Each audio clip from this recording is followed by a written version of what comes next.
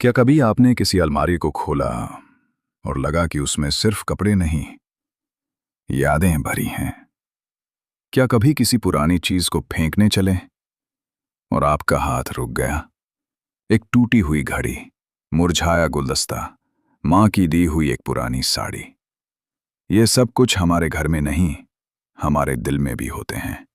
पर एक सवाल उठता है, क्या इन चीजों को संभालना हमें रोक रहा है आगे बढ़ने से? मरी कोंडो कहती हैं, हर वो चीज जो आपकी जिंदगी में खुशी नहीं लाती, उसे जाने देना ही असली सफाई है।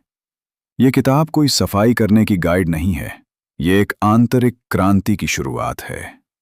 तो आइए, आज हम जानेंगे एक ऐसी जापानी तकनीक जो न सिर्फ आपके घर को साफ करेगी, बल्कि आपकी जिंदगी को भी हल्का और खुशहाल बना देगी। चलिए शुरू करते हैं। एक कहानी के माध्यम से एक लड़की थी। वो शहर में अकेली रहती थी। सुबह 9 से शाम 6 की नौकरी, महीने की अच्छी सैलरी, शहर के पॉश इलाके में एक सुंदर फ्लैट। हर कोई सोचता क्या लाइफ है इसकी। लेकिन उस लड़की की आंखों में हर शाम एक ही सवाल झलकता था, क्यों ऐसा लगता है जैसे मैं कुछ खो चुकी हूं? जब वो घर लौटती, दरवाजा खोलते ही ऐसा लगता जैसे कोई बोझ अंदर खड़ा हो। दीवारें भी थकी हुई लगती थीं। कमरे में बिखरे कपड़े, सिंक में पड़े झूठे बर्तन, टेबल पर अधूरी कॉफी और किताबें जैसे खुद गिर जाना चाहती हूं। वो हर दिन सोचती कल साफ कर लूंगी, लेकिन कल कभी नहीं आता था। क्यों नहीं आता कल? कई लोग सोचते हैं कि घर की सफाई तो एक छोटा सा काम है, लेकिन सच ये है कि हम जो बिखेरते हैं वो बस सामान नहीं होता, वो हमारे अंदर की उलझन होती है। जब बाहर सब कुछ ठीक होता है लेकिन अंदर कोई कोना सूना रहता है, तो वही खालीपन हमें धीरे धीरे थका देता है। उसका फ्लैट बस एक घर नहीं था, वो उसका आईना था। और उस आईने में जो दिखाई देता था वो असल में उसके अंदर की गड़बड़ी थी। पहली चिंगारी सफाई का नहीं, बदलाव का फैसला। एक दिन जब ऑफिस से लौटी और दरवाजा खोला तो उसे पहली बार गुस्सा आया, खुद पर, अपने ढीले रवैये पर, हर उस कल पर जो कभी आया ही नहीं। उसने फर्श पर बिखरी किताबें उठाईं और उन्हें देखा। कुछ तो पढ़ी भी नहीं थीं, कुछ तो ऐसे थे जिनके कवर तक नहीं खोले थे। उसने खुद से पूछा, क्या ये किताबें वाकई मुझे खुशी देती हैं? और वही था मैरी कोंडो का पहला मंत्र। अगर कोई चीज आपको खुशी ना दे तो उसे जाने दो। सामान से नहीं, भावनाओं से जुड़ाव होता है।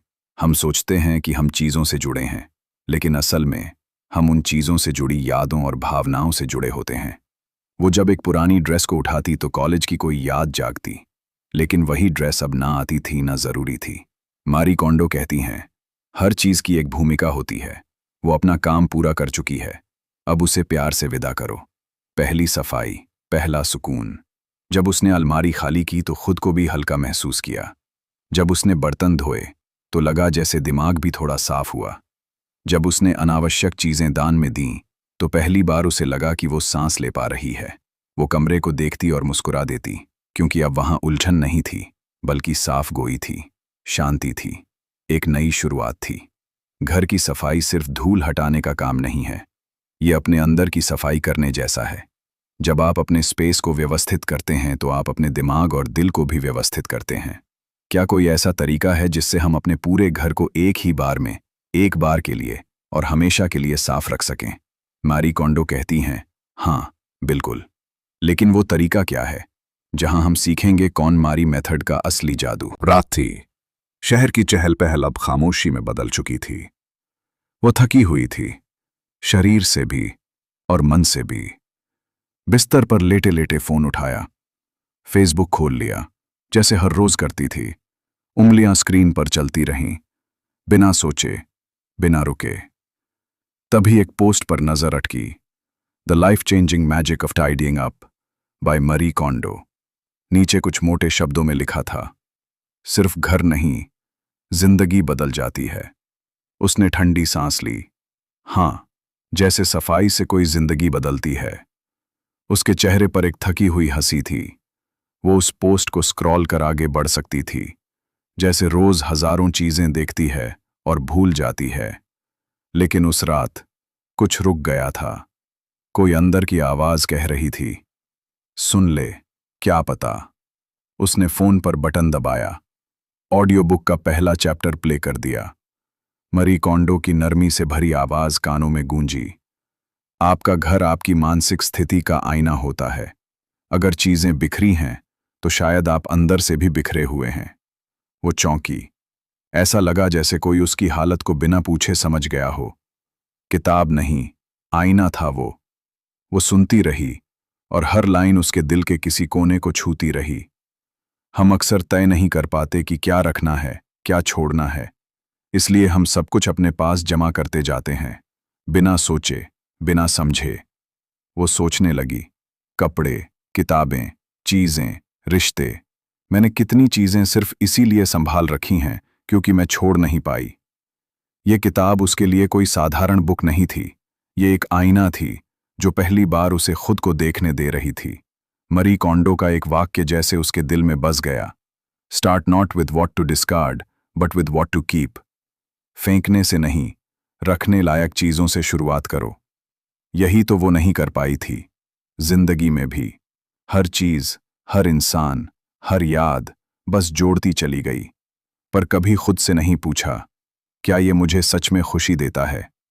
उस रात वो किताब आधी सुन चुकी थी और आधे से ज्यादा बदल चुकी थी। अब उसे समझ आने लगा था कि सफाई का मतलब सिर्फ कपड़े समेटना नहीं है, बल्कि ये है अपने अंदर के शोर को शांत करना। उसके लिए ये किताब एक सफर की शुरुआत थी, बाहर से भीतर तक। चैप्टर 3। एक लाइन जो दिल में उतर गई। मैरी कॉन्डो की आवाज कानों में गूंज रही थी, धीरे, साफ लेकिन गहरी। हर चीज को हाथ में लेकर खुद से पूछो, क्या ये मुझे खुशी देता है? वो मुस्कुरा दी। क्या वाकई इतना आसान है? उसने खुद से पूछा। लेकिन अब वो खेल खेलने नहीं, जिंदगी बदलने निकली थी। उसने अलमारी खोली। एकदम ठंडी, नीरस, भारी सी अलमारी। 36 टॉप्स थे, लेकिन रोज वही 2 पहनती थी, एक ऑफिस वाला, एक वीकेंड का। वो धीरे धीरे कपड़े बाहर निकालने लगी। हर टॉप को हाथ में उठाकर देखा और खुद से वही सवाल पूछा, क्या तू मुझे खुशी देता है? एक टॉप था, कॉलेज के दिनों का, कभी उसका फेवरेट हुआ करता था। लेकिन अब ना वो फिट आता था, ना वो दिन लौटते थे। फिर भी वो टॉप अलमारी में पड़ा था, सिर्फ एक याद बनकर। उसने गहरी सांस ली, आंखें बंद की और पहली बार गिल्ट के बिना कहा, नहीं, तू अब खुशी नहीं देता। और फिर उस टॉप को फोल्ड करके एक बैग में रख दिया। मैरी कॉन्डो एक और मंत्र देती हैं, जब कोई चीज छोड़ो तो उसे धन्यवाद दो। उसने उस टॉप को देखा और मुस्कुराकर कहा, थैंक यू, मेरे अच्छे दिनों का हिस्सा बनने के लिए। कपड़े अब फेंके नहीं जा रहे थे, उन्हें सम्मानपूर्वक विदा किया जा रहा था। ये सफाई नहीं थी, ये छोड़ने की कला थी। लेटिंग गो विद ग्रैटिट्यूड। कुछ ही देर में उसके सामने 2 ढेर थे, एक रखने लायक चीजों का और एक अलविदा कह चुकी चीजों का। उसकी अलमारी अब खाली नहीं थी, वो साफ थी, सादा थी, लेकिन उसमें सिर्फ वही था जो उसे खुशी देता था। और सबसे खास बात, अब उसके मन में भी वैसा ही हल्कापन था। हम अक्सर चीजों को इसलिए पकड़ कर रखते हैं क्योंकि हम गिल्ट, नॉस्टैल्जिया या क्या पता कब जरूरत पड़े के जाल में फंसे होते हैं। लेकिन असली जादू तब शुरू होता है जब हम खुद से ईमानदारी से पूछते हैं, क्या ये मुझे खुशी देता है? मैरी कॉन्डो सिखाती हैं कि आपका घर आपके दिल जैसा होना चाहिए, जहां सिर्फ वही चीजें रहें जो खुशी लाएं। अगर कोई चीज हमें कभी खुशी देती थी लेकिन अब नहीं देती, तो क्या उसे भी रखना चाहिए?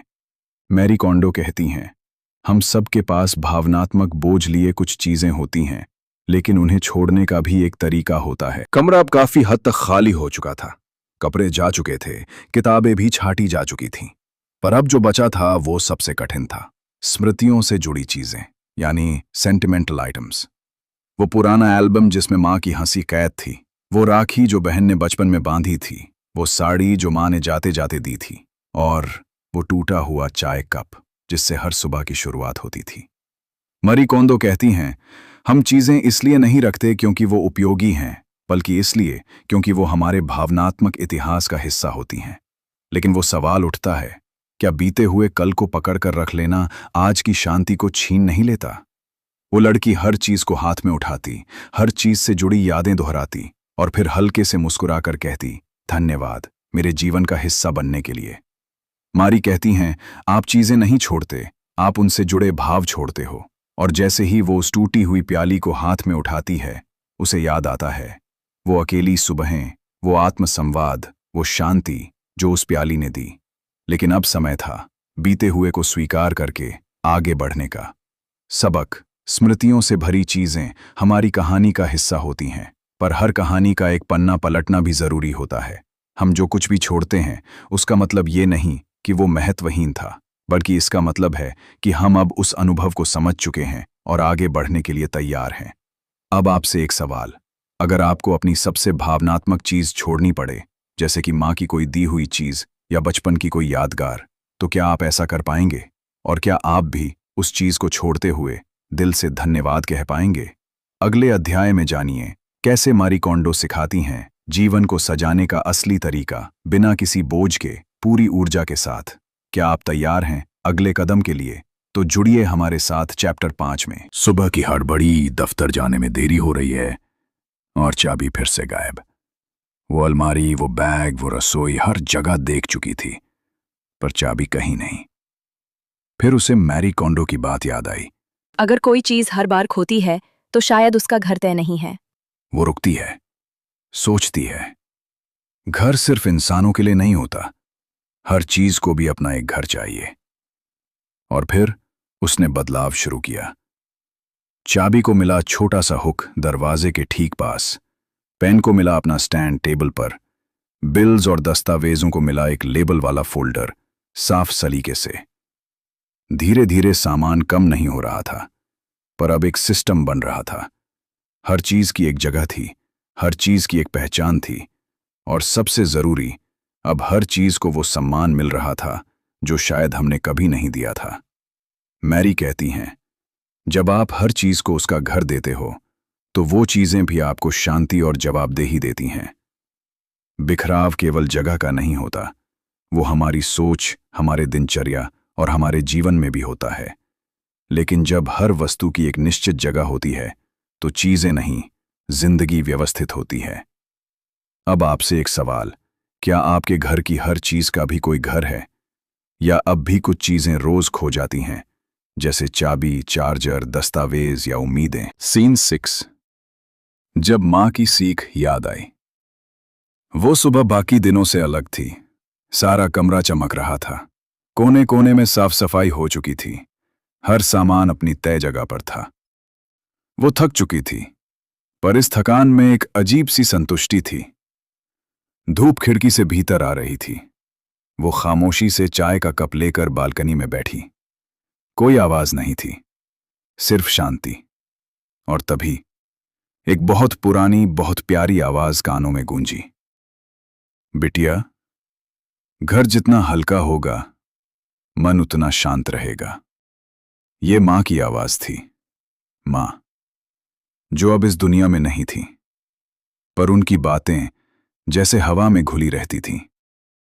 मैरी कोंडो ने तो यही सिखाया था कि चीजों को छांटो, अनावश्यक को छोड़ो, सिर्फ वही रखो जो खुशी दे। पर मां ने यह बरसों पहले सिखा दिया था, सिर्फ अपने अंदाज में, कि साफ सुथरा घर मतलब सुकून से भरा मन। उसने आसमान की ओर देखा और मुस्कुरा दी। मैरी कोंडो और मां दोनों एक ही बात सिखा रही थीं। बाहर का बोझ हल्का होगा, तभी भीतर का आकाश साफ दिखाई देगा। कभी कभी हमें नई चीजों से ज्यादा पुरानी बातों को दोहराने की जरूरत होती है। वो ज्ञान, वो सादगी जो मां ने सिखाई थी, आज मारी कोंडो ने उसे एक नई भाषा दी। अब आपसे एक सवाल, क्या कभी आपके जीवन में भी कोई ऐसी पुरानी सीख लौटकर आई है जिसका मतलब आपको अब जाकर समझ आया? क्या वो सीख भी आपके जीवन में कोई नया बदलाव लाई? चैप्टर 7। अब वो चीजें बोलती नहीं, चुपचाप साथ देती हैं।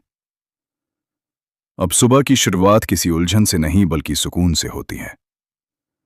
जब वो अलमारी खोलती है तो कपड़े अब ऐसे नहीं होते कि गिर जाएं या उलझ जाएं, बल्कि एक एक कपड़ा लाइन से मुस्कुराता है, जैसे कह रहा हो, आज तुम्हारा दिन अच्छा जाए। किताबों की शेल्फ अब खाली खाली नहीं लगती, ना ही भरी हुई। वो संतुलन में है। हर किताब जैसे बुला रही हो, मुझे फिर से पढ़ो, मैं वही हूं पर अब तुम बदल गए हो। अब चाबी खोती नहीं, अब फाइल ढूंढनी नहीं पड़ती, अब वो घर घर जैसा लगता है। और सबसे खास बात, अब मन मन जैसा लगता है। मैरी कोंडो कहती हैं, जब हम चीजों से ठीक तरह पेश आते हैं तो वो भी हमें जवाब देती हैं, चुपचाप लेकिन पूरी निष्ठा से। अब वो दिन दूर थे जब चीजें बोझ लगती थीं, कभी समय खा जाती थीं, कभी ऊर्जा। अब वो चीजें साथ देती हैं, बिना शोर किए, बिना शिकायत किए। सबक, हमारी जिंदगी की हर चीज, चाहे वो एक कप हो या एक पुरानी डायरी, ऊर्जा रखती है। और जब हम उन्हें सम्मान देते हैं तो वो भी हमें वापस वही सम्मान लौटाती हैं, शांति, सहेजापन और साथ। अब आपसे एक सवाल, क्या आपने कभी ऐसा महसूस किया है कि जब आपका कमरा साफ होता है तो आपके विचार भी साफ होने लगते हैं? क्या वाकई चीजें हमसे संवाद करती हैं या हम ही खुद से जुड़ने लगे हैं? अगले अध्याय में जानिए, जब सारी चीजें अपनी जगह पर आ जाएं तो असली सवाल उठता है, अब हम खुद को कहाँ रखें? तो जरूर सुनिए चैप्टर 8 में। चैप्टर 8, सफाई से जो मिला वो चीजों में नहीं था। शुरुआत में उसे लगा था वो बस कमरा साफ कर रही है। कपड़े, किताबें, बक्से, पुराने कार्ड्स, बेकार कागज, बेमतलब की चीजें। पर जैसे जैसे वो चीजें जाती गईं, कुछ और भी जा रहा था। वो भीतर की उलझनें थीं जो हर कोने में छुपी हुई थीं। वो गिल्ट था, पुरानी चीजों को न संभाल पाने का। वो डर था कि कहीं कुछ जरूरी फेंक ना दिया जाए। वो बीती यादें थीं जिन्हें छोड़ना नहीं आता था। पर मैरी कोंडो की एक बात ने सब बदल दिया। कम सामान, कम उलझन, ज्यादा सुकून। हर बार जब वो कोई चीज छोड़ती, वो सिर्फ एक वस्तु नहीं छोड़ती, वो अपने भीतर के एक बोझ को अलविदा कहती। धीरे धीरे उसे एहसास हुआ, वो सिर्फ सामान नहीं समेट रही थी, वो खुद को सहेज रही थी। अब घर हल्का था, पर उससे भी ज्यादा उसका मन। अब जो समय बचता वो खुद के साथ बीतता। अब जो जगह खाली हुई वो नए विचारों से भरती। और अब जो ऊर्जा बनी वो खुशी और आत्मशांति में बदलती। सबक, कभी कभी सफाई सिर्फ सफाई नहीं होती, वो एक भीतर की यात्रा होती है जिसमें हम चीजों को नहीं, अपने पुराने संस्करण को विदा करते हैं। अब आपसे एक सवाल, क्या आपने कभी ऐसा कुछ किया है जो बाहर से बहुत साधारण था, लेकिन उसने आपके भीतर कुछ गहरा बदल दिया? क्या आप भी अब तैयार हैं अपने जीवन में सच में जरूरी चीजों को चुनने के लिए? अगले अध्याय में जानिए, जब चीजें साफ हो जाएं और मन भी हल्का हो जाए तो अगली चुनौती क्या होती है। क्या हम उस खालीपन से डरते हैं या उसमें नई रोशनी भर सकते हैं? अब वो चीजें ऐसे नहीं फेंकती जैसे कुछ बेकार हो गया हो, बल्कि वो हर बार उन्हें उठाती है, थोड़ी देर थामे रहती है और फिर कहती है, धन्यवाद मेरे जीवन का हिस्सा बनने के लिए। मैरी कोंडो कहती हैं, हर वस्तु का अपना एक जीवन होता है। जब वो अपना काम पूरा कर ले तो उसे फेंको नहीं, उसे सम्मानपूर्वक विदा करो। यही है कोनमारी मेथड का असली जादू। यह जापानी संस्कृति से उपजी एक विधि है जहां हर वस्तु के प्रति आदर होता है, चाहे वो पुराना रूमाल हो या टूटी हुई घड़ी। वो सिखाती है, सिर्फ उपयोगिता से चीजों की कीमत मत तय करो। कभी कभी कोई चीज सिर्फ इसलिए कीमती होती है क्योंकि उसने कभी हमें खुशी दी थी, और जब वो काम पूरा हो जाए तो हम उसे जबरदस्ती थाम कर नहीं रखते, बल्कि सम्मान से जाने देते हैं। अब सफाई सिर्फ क्लटर हटाना नहीं रही, अब ये एक आध्यात्मिक प्रक्रिया बन गई थी, एक संस्कार, एक विधि जहां चीजों को केवल छोड़ा नहीं जाता, उन्हें सम्मान के साथ विदा किया जाता है। सबक, हर चीज में चेतना नहीं होती, पर हमारी चेतना उसके प्रति क्या भाव रखती है, यही हमारे जीवन की दिशा तय करती है। कोनमारी मेथड सिखाती है कि सम्मान त्याग में भी हो सकता है। अब आपसे एक सवाल, क्या आपने कभी किसी चीज को अलविदा कहते वक्त धन्यवाद कहा है? क्या आपके जीवन में कोई ऐसी वस्तु है जो अब काम की नहीं, लेकिन उसे सम्मानपूर्वक विदा करने का वक्त आ चुका है। अगले अध्याय में जानिए, जब चीजें विदा हो जाती हैं और मन खाली हो जाता है, तो उस खालीपन में क्या पनपता है, डर या नई शुरुआत। तो मित्र, अब सवाल आपसे है, क्या आप भी हर दिन उस चीज से घिरे रहना चाहेंगे जो ना आपको काम आती है, ना खुशी देती है? या फिर क्या आप भी हर चीज से पूछने को तैयार हैं, क्या तू मुझे सच्ची खुशी देता है? अब तक आपने देखा कैसे एक साधारण सी सफाई एक असाधारण बदलाव बन गई, कैसे एक अलमारी एक मन का आईना बन गई, कैसे कपड़ों, किताबों और कपों से विदा लेना एक आंतरिक शांति में बदल गया, कैसे घर का हर कोना अब जीवन की एक नई शुरुआत बन चुका है। अब सवाल मरी का नहीं है, अब सवाल आपका है। क्या आप भी अपने जीवन को हल्का करना चाहते हैं? क्या आप भी उन चीजों को छोड़ना चाहते हैं जो अब केवल बोझ हैं, यादों के, डर के या जिम्मेदारियों के? क्या आप अपने घर के साथ साथ अपने मन को भी व्यवस्थित करना चाहते हैं? मैरी कोंडो ने रास्ता दिखा दिया है, लेकिन अब चलना आपको है। आज एक दराज खोलिए, एक कोना देखिए, एक कपड़ा हाथ में लीजिए और खुद से बस एक सवाल पूछिए, क्या ये चीज मुझे सच्ची खुशी देती है? अगर जवाब नहीं है तो बस मुस्कुराइए और कहिए, धन्यवाद मेरे जीवन का हिस्सा बनने के लिए। मैरी कोंडो की किताब ने सिर्फ सफाई नहीं सिखाई, उसने सिखाया कैसे हम अपने जीवन से गैर जरूरी चीजों को विदा कर उसे फिर से जिंदा बना सकते हैं। आपका अगला कदम क्या होगा? क्या आप कल से शुरुआत करेंगे या अभी से? कौन सी पहली चीज है जिससे आप कहेंगे धन्यवाद और अलविदा? ये अंत नहीं, एक नई शुरुआत है। अगर आपको ये वीडियो पसंद आई हो तो चैनल को सब्सक्राइब करें और इस सोच को आगे फैलाएं। और याद रखें, सच में जरूरी चीजें बहुत कम होती हैं, बाकी सब सिर्फ जगह घेरती हैं। अगर इस कहानी ने आपको दिल को छुआ हो तो इसे किसी ऐसे इंसान के साथ जरूर शेयर करें जो शायद इस वक्त अपनी जिंदगी को साफ करने की कोशिश कर रहा हो। और अगर अगली बार हम ऐसी ही एक नई किताब के साथ फिर मिलें तो आपको नोटिफिकेशन मिले, इसके लिए सब्सक्राइब जरूर करिएगा। धन्यवाद और याद रखिए, कम चीजें ज्यादा सुख। वीडियो देखने के लिए धन्यवाद। आपका दिन शुभ हो।